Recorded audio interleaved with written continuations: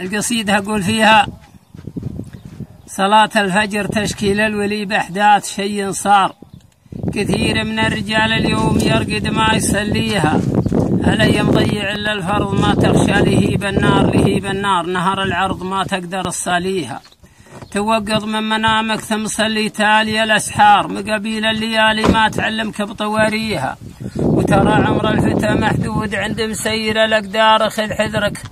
ترى دنياك ما انت مخلد فيها، ترى دنياك لو تضحك تغرك فاخذ المشوار، تراها فاخذ الايام تبديلك تحديها، اخذ كل الحذر منها قبل تسقي كاس امرار، ترى الدنيا غرور ولا تصافي من يصافيها، ولا تتبع هوى نفسك وتسخط ربك الجبار،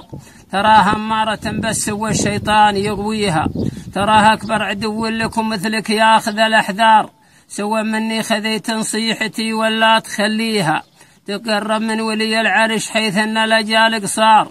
ولا تتبع هوى نفسك تغرك في مشاهيها، حذرة تتبع هوى نفسك طع اللي يعلم الاسرار، يتجاوز عن كثير الناس لا قلت حسانيها، تضرع وابتهل لا تجاهر بذنوب جهار، اخذ حذرك قبل بقعة تجرك في مهاويها، انا وانت نهار العرض لا حيلة ولا معذار، نقرر بالذنوب الماضية السبحان محصيها، تكررها ملايكة علينا كلهم حضار، ولا تكذب ولا تظلم ولا نقدر نحاكيها،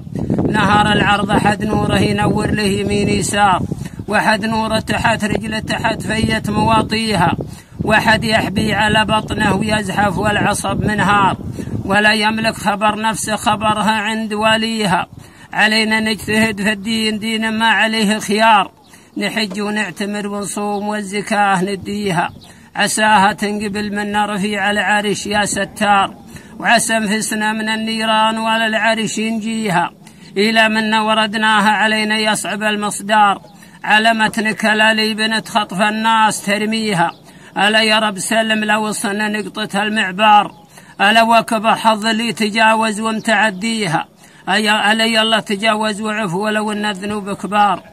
ألا يمنى انفرد بالملك ولا رواح يحييها، أنا عبدك وابن عبدك تجاوز وعف يا غفار، طلبتك يا ولي العرش نفسي لا تجازيها، وانا اللي مستقر بالقصور وذنبي اللي صار، لكن نرجي عسى رب الملا المعبود يمحيها، وانا عندي قصور اليوم في التسبيح ولا